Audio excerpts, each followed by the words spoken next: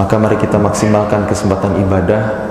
Kalau kita belum maksimal di awal, maka mudah-mudahan kita bisa mengoptimalkannya di akhir. Karena amal soleh itu dilihat dari ujungnya, dilihat dari closingnya, dilihat dari penutupnya. Innamal a'malu bil khawatim. Maka mudah-mudahan sebagaimana kita berangkat dari rumah masing-masing untuk sholat subuh di rumah Allah pagi hari ini, mudah-mudahan seterusnya kita bisa terus istiqomah. Bukan hanya di bulan Ramadan, karena memang di bulan Ramadan ini kita dimudahkan untuk melakukan kebaikan. Kata Nabi SAW, Allahumma salli wa sallim ala nabiyyina wa sayyidina Muhammadin wa ala alihi wa sahbihi ajma'in. Mari kita banyak-banyak bersalawat kepada Rasulullah SAW agar kita mendapatkan syafaat di akhirat sebagai umatnya. Nabi SAW di bulan Ramadan berkhutbah di hadapan para sahabat, qad ja'akum Ramadan, telah datang kepada kalian bulan Ramadan, syahrun mubarak, bulan yang penuh dengan keberkahan. Barakah itu banyaknya kebaikan. Iftaradallahu alaikum siyamahu, diwajibkan atas kalian berpuasa padanya. Tuftahu fihi abwabul jannah, dibukakan pintu-pintu surga. Di bulan Ramadan ini kita begitu mudah melakukan amal-amal kebaikan yang mendekatkan kita dengan surga. Salat subuh berjamaah di luar Ramadan, apakah seramai ini? Kalau sama gerakan biker subuhan, insya Allah jadi rame subuhnya, masjidnya, ya. Tapi gimana dengan jamaah tetap? Kan kalau biker subuhan itu kan touring, keliling masjid ya biasanya ya. Nah, di bulan Ramadan ini kita mudah untuk salat subuh berjamaah. Kenapa? Karena sebelumnya kita ada sunnah sahur sebelum berpuasa agar kita lebih kuat menjalani hari, betul? Tasahharu fa inna fis sahuri barakah. Bersahurlah kalian karena pada sahur itu ada barakah. Pas kita bangun sahur bisa jadi bangun malam. Kalau belum witir masih bisa witir. Kalau belum tahajud masih bisa tahajud. Yang kalau di luar Ramadan mungkin sulit kita bangun malam, tapi pas di Ramadan kita jadi bisa bangun malam. Karena ada sunnah witir tadi. Sunnah sahur. Ya. Dan di Indonesia ada tradisi imsak 10 menit sebelum azan. Imsak itu lampu kuning bukan lampu merah. Ya, masih boleh makan minum, boleh. Ya, cuma kalau kita berhenti ada kesempatan untuk bersih-bersih mulut dan gigi, sikat gigi biar nggak ada yang ketelan lagi. Karena kalau kita makan sampai azan subuh, kita nelan makanan tapi azan subuh udah berkumandang, batal puasa kita. Jadi itu memang ijtihad ulama kita dulu supaya kehati-hatian. Karena dulu memang ada riwayatnya Rasulullah itu menghentikan sahur 10 menit sebelum azan berkumandang. Emang udah ada jam di zaman dulu? Nggak ada. Cuma riwayat dari Anas bin Malik, Rasulullah itu berhenti makan sahur sekitar 50 ayat dibaca. Nah, 50 ayat Quran, bukan yang pendek banget, bukan yang panjang sangat. Itu kurang lebih memakan waktu 10 menit. Maka muncullah tradisi imsak di Indonesia. Beberapa hari yang lalu saya dari Malaysia, di sana nggak ada imsak. Ya, di luar negeri kayaknya nggak ada yang ada imsak, ada sirinenya, ada pemberitahuannya, nggak ada. Imsak itu ya dimulai dari azan subuh sebenarnya. Cuma memang ada barakah dalam sahur. Ya, kita bisa bersih-bersih mulut, prepare untuk sholat subuh, itu pertama. Kemudian yang kedua, kalau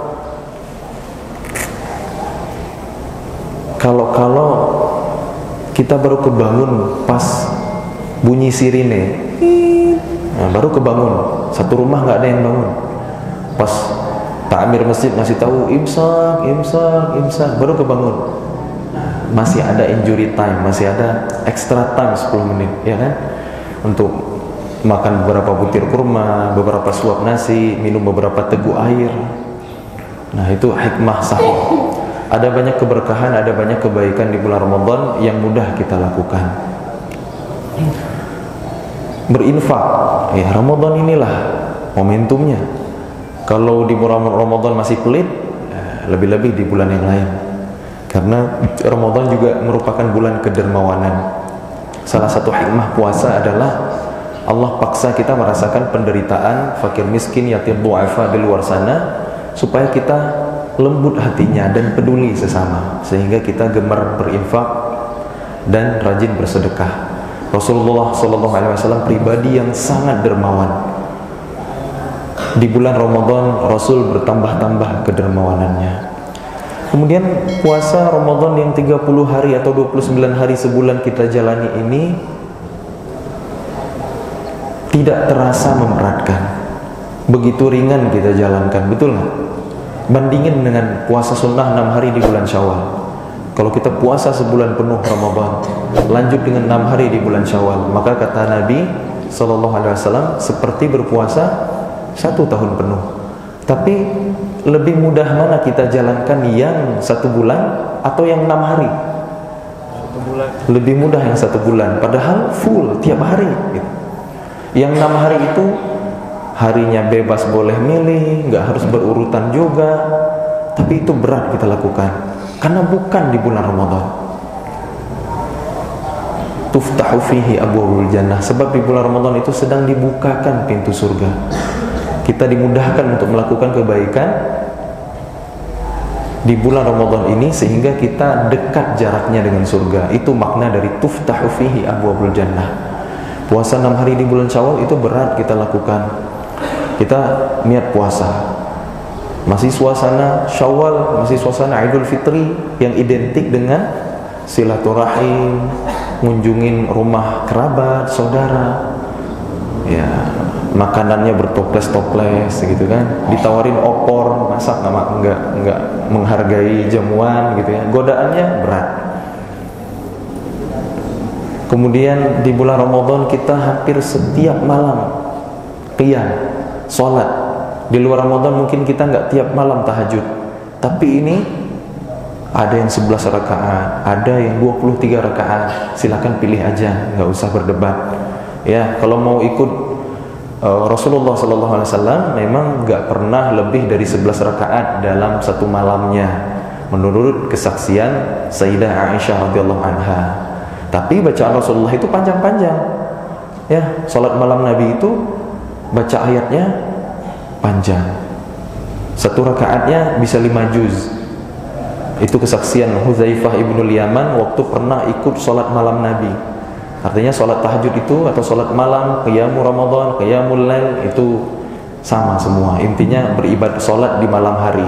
Kalau tahajud tidur dulu baru bangun. Kalau qiyam itu langsung dari awal malam, menghidupkan malam. Kalau sholat tarawih itu artinya santai. Jadi kalau sholat tarawih atau qiyamul Ramadan itu Alhamdulillahi Rabbil Alamin Ar-Rahmanir Rahim Malik Yawmiddin Iyyaka na'budu wa iyyaka nasta'in. Kayak Fast and Furious gitu. Berarti enggak tarawih itu sifatnya gitu ya. Enggak santai. Karena tarawih itu satu akar kata dengan istirahat. Ya, salat malamnya Nabi itu panjang. Ya, Hudzaifah ibnul Yaman waktu ikut salat malam Nabi, dia berdiri di samping Rasul agak belakang. Sama Nabi ditarik ke depan jadi sejajar. Ya, karena Hudzaifah saat itu masih kecil, boleh jadi supaya ia melihat gerakan salat Rasul. Ya, itu menjadi salah satu salah satu dalil bahwa salat berjamaah kalau 2 orang itu sejajar. Tapi ada juga pendapat lain yang agak ke belakang dikit. Soalnya itu anak kecil. Menurut ulama, sebagian ulama itu supaya Hudzaifah ibnul Yaman itu ngelihat gerakan salat Nabi. Gitu. Tapi cuma 1 malam aja Hudzaifah ibnul Yaman salat malam bareng Nabi. Kenapa? Karena dia menebak-nebak, ini kapan Nabi khusyuk? Kapan Nabi ruku'? Oh, kayaknya nih beres ayat ini nih Nabi ruku' nih. Ternyata juz 1 selesai belum ruku'. Juz 2 selesai belum ruku'. Oh, kayaknya nih beres Al-Baqarah. Setelah Al-Baqarah lanjut Ali Imran. Ali Imran lanjut An-Nisa. Keesokan malamnya nggak ikut sholat lagi sama Nabi. Bukan karena nggak mampu, bukan karena nggak sanggup. Keimanan para sahabat luar biasa. Tapi karena khawatir nggak khusyuk, nebak-nebak ini kapan Nabi ruku'nya. Itu alasannya. Makanya jadi sholat malamnya sendiri munfarid. Nah, di zaman Umar bin Khattab, Umar berijtihad. Masyarakat umat udah banyak yang tua-tua, banyak yang sepuh-sepuh. Ya, ketika dilaksanakan qiyam Ramadan yang tadinya 11 rakaat, bacaannya lumayan panjang juga, walaupun nggak sepanjang Rasul. Tapi banyak orang tua yang kurang nyaman sholatnya, soalnya ketika 11 rakaat bacaannya panjang, itu pasti berdirinya lama. Sedangkan orang tua kadang-kadang nggak sanggup berdiri lama. Ya tahu sendiri orang tua, udah beda lah dengan anak muda. Apalagi orang tua kita di zaman ini kan, ya encok lah, rematik, asam urat, ya kan, dan kawan-kawannya. Sehingga Umar bin Khattab radhiyallahu anhu berijtihad, ditambahlah jumlah rakaatnya menjadi yang tadinya 8 menjadi 20, sehingga bacaan tiap rakaatnya tidak sepanjang pas 8 rakaat. Mungkin durasinya kurang lebih sama, tapi ketika jumlah rakaatnya banyak, maka lutut akan diistirahatkan dengan ruku', sujud, begitu. Berdirinya nggak lama. Jumlah rakaatnya banyak tapi terasa lebih santai karena bacaan ayatnya lebih pendek, lebih singkat. Kurang-kurang lebihnya sama gitu.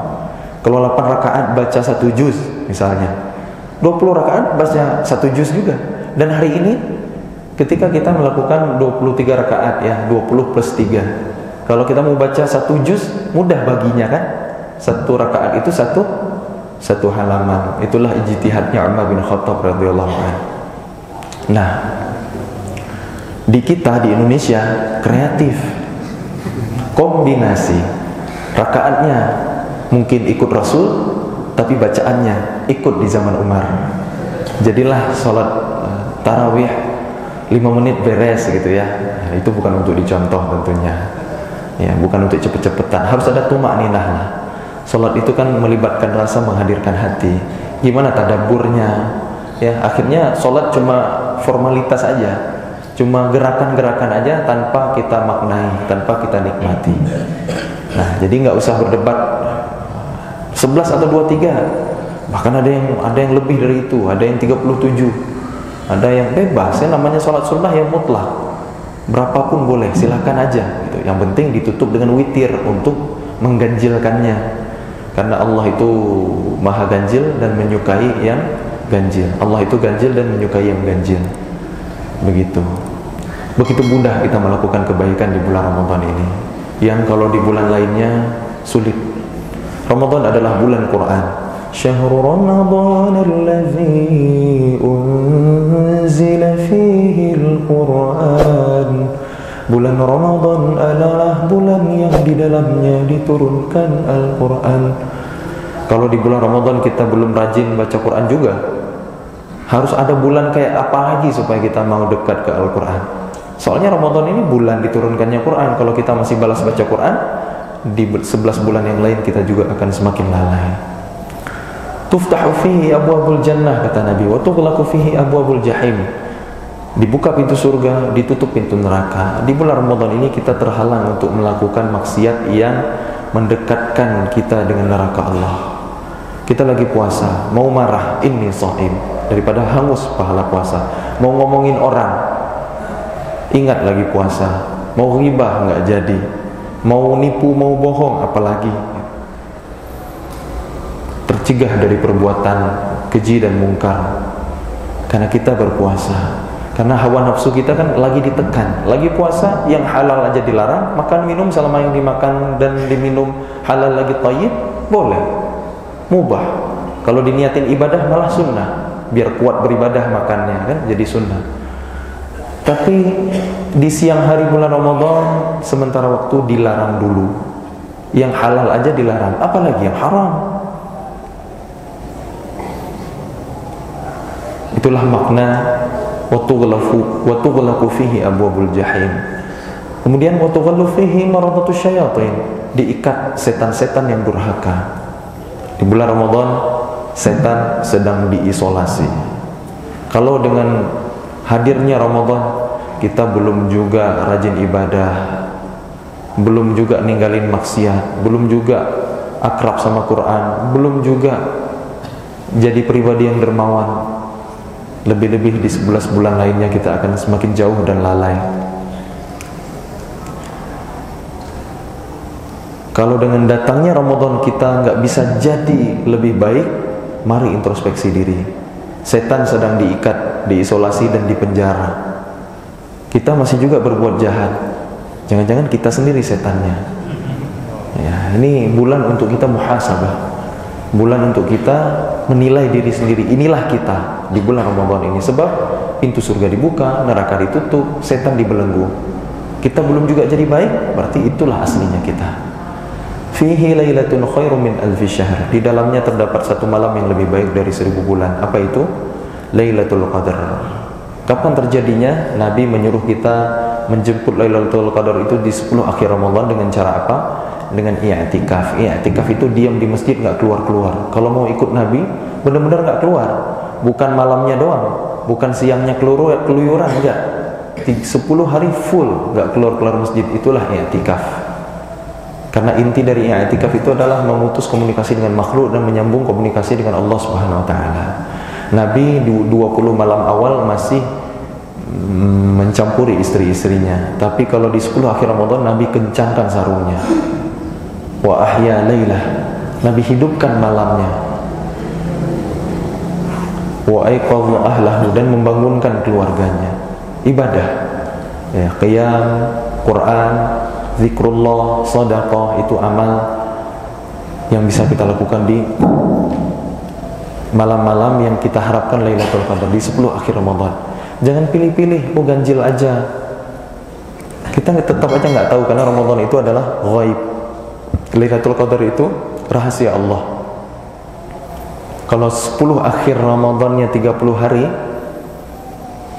berarti malam ganjilnya benar malam 21, 23, 25, 27, 29. Tapi kalau Ramadan itu berjumlah 29 hari, 10 hari terakhirnya dimulai dari malam 20. Berarti yang ganjilnya justru 20, 22, 24, 26, 28.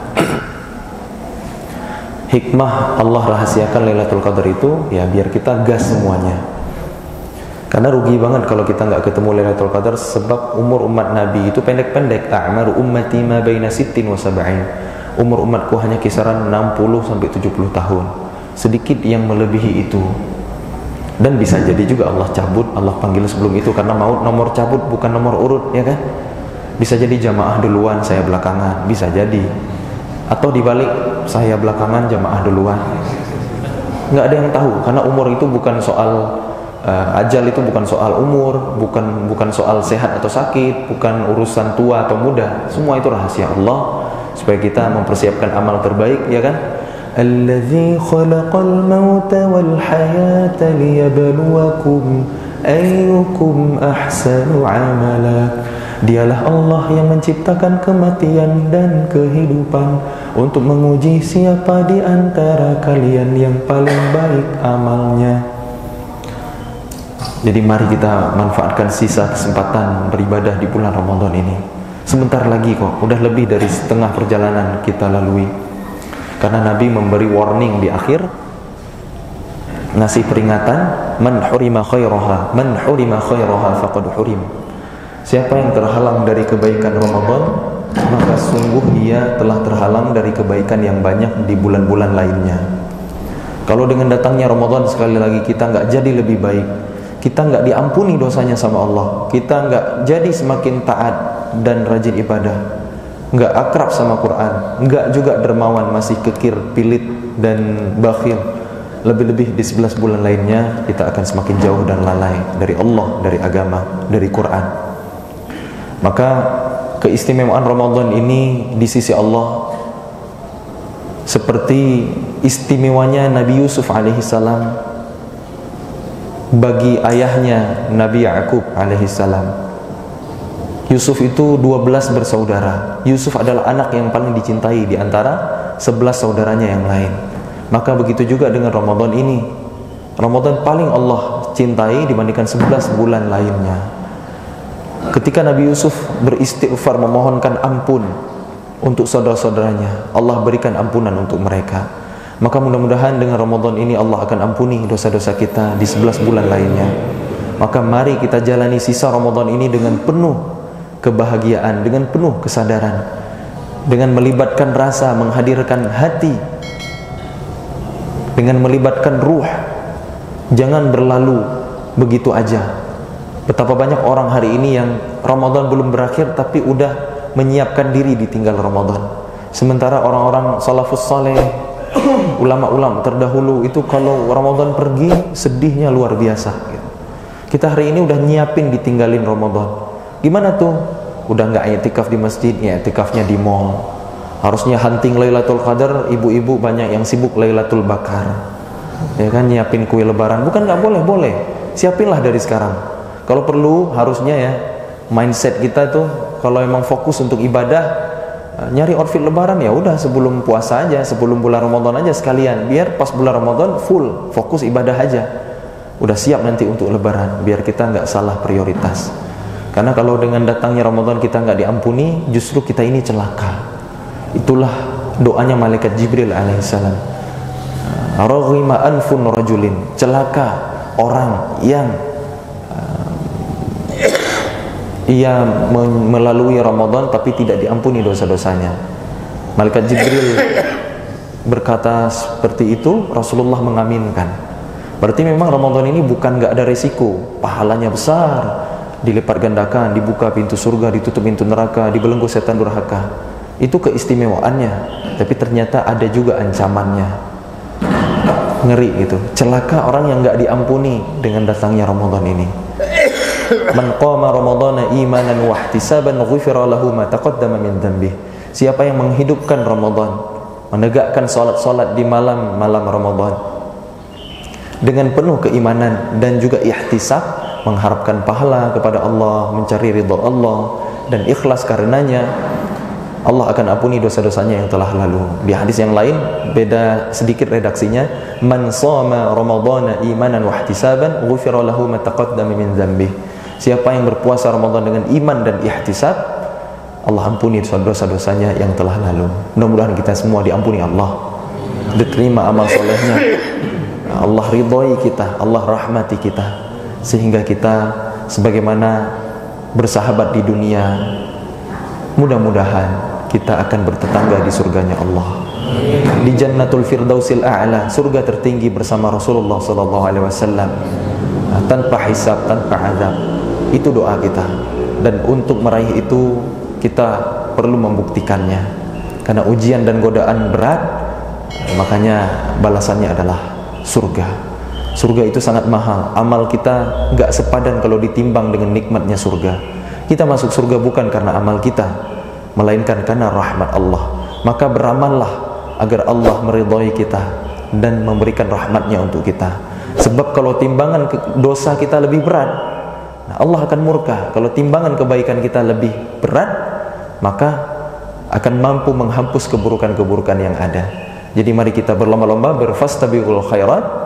Mudah-mudahan Allah istiqomahkan kita semua. Amin amin ya rabbal alamin. Sekian sharing di subuh kali ini. Mudah-mudahan Masjid Aisyah ini selalu barokah, makmur jamaahnya, bermanfaat untuk umat ya. Semoga juga Allah berkahi para pengurusnya, DKM-nya, dan Allah rahmati kita semua insyaallah. Saya akhiri dengan usikum binafsi wa taqwallah. Wassalamualaikum warahmatullahi wabarakatuh. Waalaikumsalam.